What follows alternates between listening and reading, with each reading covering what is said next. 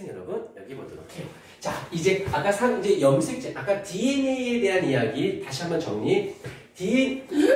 DNA가 나오면 RNA가 나와야 되고 뉴클레오타이드가 나와야 되고요. 그것이 모여서 이제 뉴클레오솜이 되고 뉴클레오솜이 모여서 염색사가 되어지면서 염색체와 엮이는 대립 유전자라는 말이 나오고, 그것이 나오니 염색체의 기본적인 구조 상태를 쭉 설명을 했어요. 그 다음에 이제 상동 염색체에 대한 이야기를 아까쯤에 내가 얘기를 했던 걸로 기억해. 기억이 나나? 상동 염색체라는 말 대신에 다른 말로 뭐라고 기억해 주냐면 부, 목, 쌍, 세트다라고 생각해 주면서, 그래서 EN인 거예요. 그런데 예를 한번 들어볼게. 어느 우주에 나가서 어떤 행성에 갔더니 거기 생명체가 살고 있어. 근데 거기 생명체들은 자손을 만들기 위해서 부모가 3명이어야 하지만 자손이 만들어진다라고 예를 생각해보자. 그럼 몇 N이어야 되는 거야? 3N이어야 되는 거야. 근데 어느 행성에 갔더니 부모가 4이어야 하지만 자손이 만들어진다고 치자. 그러면 거긴 몇 N이어야 돼? 4N이어야 되는 거야. 우리는 부모 둘만 있으면 되지 않니? 아빠, 엄마가 있으면 자손이 만들어지니까 우리는 2N이라고 한다고. 하나는 부계에서 하나는 목에서 왔어. 2N이고 그걸 상동 염색체라고 얘기해요. 그러면 이제 이 다음에 이제 나와야 되는 부분이 뭐가 있냐면 얘랑 묶이는 게 염색 분체라는 단어. 염색 분체라고 하는 단어를 또 잘 기억해 주셔야 돼요. 이유는 얘네들을 구별해야 돼요. 이유는 무엇이냐면 바로 세포 분열 시 사용이 될 것이고요. 그 과정에서 뒤에 가서 유전병이 여러 개가 있지만 그 중에서도 유전병 중에서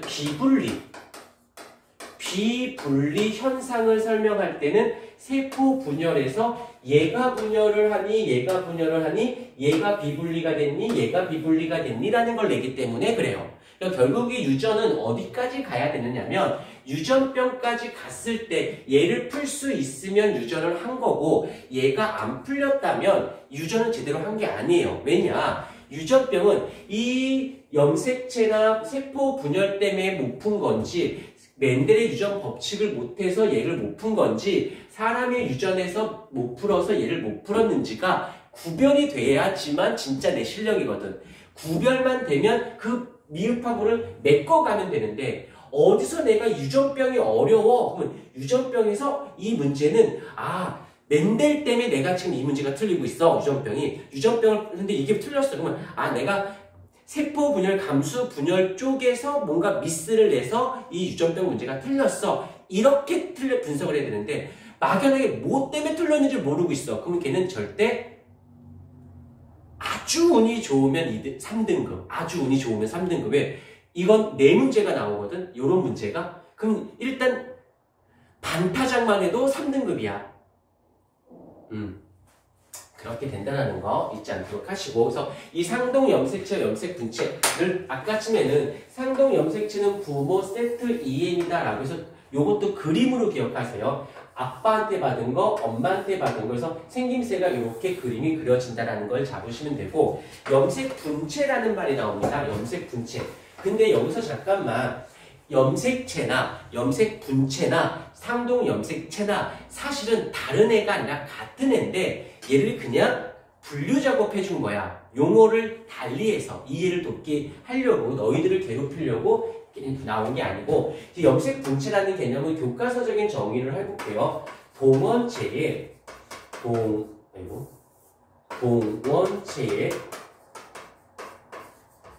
연결된 염색체 가닥을 우리는 염색 분체라는 말을 씁니다. 그러면 잠깐 이 동원체가 뭔지는 알아야겠지요. 얘가 어떤 거냐면 보통 상동 염색체가 이렇게 있다라고 생각을 해보십시다. 하나는 모계로부터 하나는 부계로부터 왔어요. 그러면 얘가 어떤 일을 하냐면 복제라는 걸 합니다. 복제. 자, 그럼 색깔을 좀 달리 해볼게. 하나는 모계로부터 왔고, 또 하나는 부계로부터 이렇게 와서 상동 염색체가 됐다고 치자. 그러면 그림으로 외우세요. 그림으로. 복제를 했어. 그러면 모계 쪽에서 이렇게, 그 다음에 부계 쪽에서 또 복제가 돼서 이런 모습이 돼요. 그때 여기 크로스된 요 지점 있죠? 요 크로스된 요 지점, 요 크로스된 요 지점이 바로 얘가 동원체라고 불러요. 얘가 동원체예요. 그럼 얘가 왜 있나요? 라고 한다면 나중에 조금 더 가볼게. 이제 분리를 할 거예요. 분리를 하게 되면 그냥 듣기만 하세요. 얘가 분리를 이렇게 되어져 있고 염색 세포가 있으면 요 양 끝에 요게 뭐냐면 방추사라고 하는 아이거든요. 방추사. 그래서 이 방추사가 섬유질 가닥이야. 여기다가 얘가 쫙 생겨나요.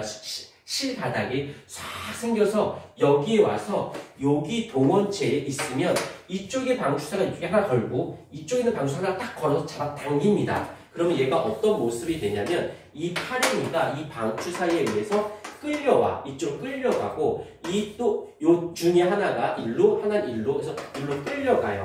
얘도 마찬가지로 이렇게 되어 있으면 일로 끌려가고 이렇게 끌려가. 그러면 다시 한번 또 그려볼게. 그러면 결국에는 얘가 어떻게 돼? 여기 있는 애가 여기, 여기 있는 애는 여기. 그 다음에 여기 있는 애는 여기, 여기 있는 애는 여기. 이렇게 돼요. 그런 다음에 얘가 어떻게 돼? 요게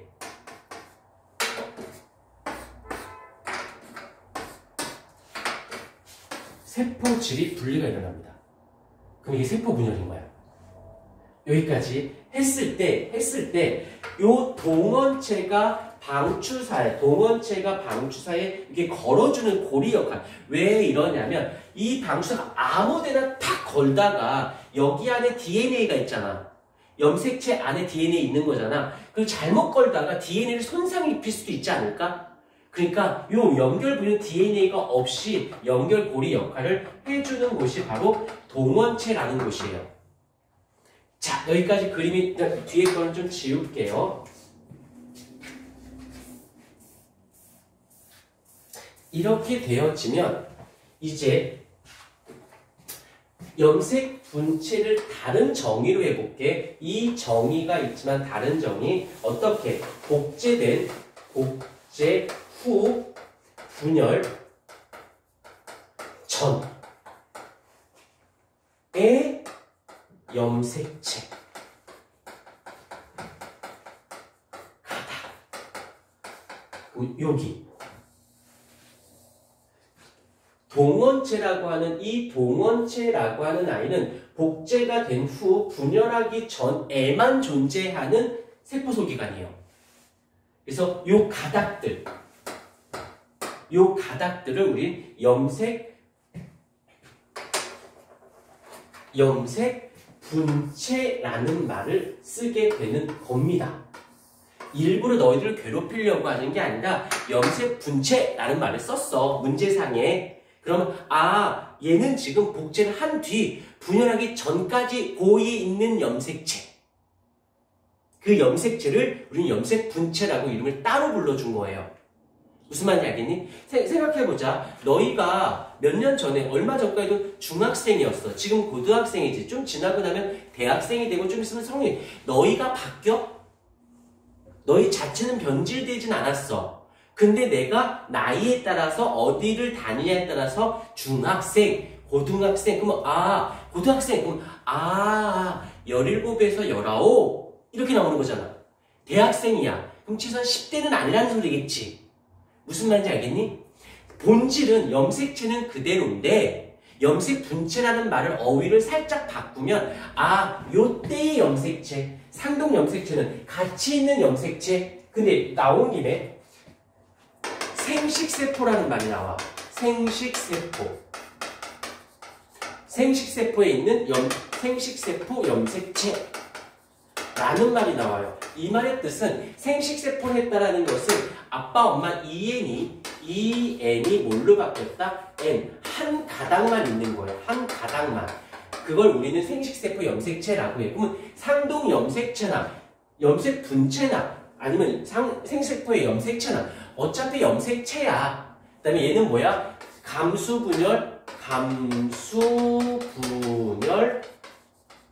후 수정 전. 수정 전까지의 염색체를 이해하게 한다라는 거지. 그러면 이렇게 염색체는 맞아. 다 염색체인데 어디 갔니? 상당 염색체이긴 한데 살짝 이름을 바꿔놓으면 위치나 상태를 다 알 수 있는 거지.